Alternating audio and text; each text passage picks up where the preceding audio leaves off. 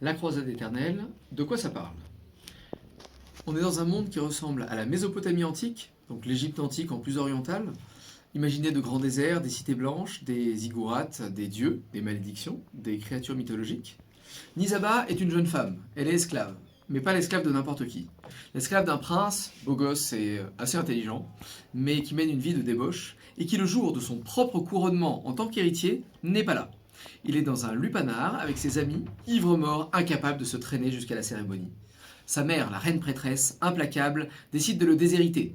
Désespéré, il prend la décision de partir, très loin de chez lui, à des milliers de kilomètres, pour une croisade que mène son peuple contre les incroyants.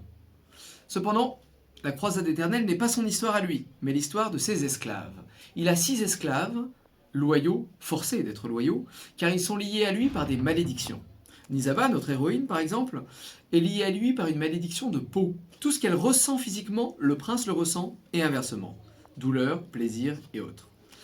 Nous avons également Damik, qui est un guerrier qui s'entraîne jour et nuit pour muscler le prince sans qu'il ait rien à faire. Ou encore Ibi, qui est un scribe, un savant, qui apprend des langues étrangères et d'autres traités de stratégie, afin que notre prince ait des connaissances pour lesquelles il n'a pas travaillé. Il y a d'autres esclaves, mais ce que vous avez à savoir de plus important, c'est que si le prince meurt, tous ses esclaves risquent de mourir à leur tour en raison de ces malédictions qu'il a tissées puisqu'il est issu d'une famille de sorciers qui prétend descendre des dieux.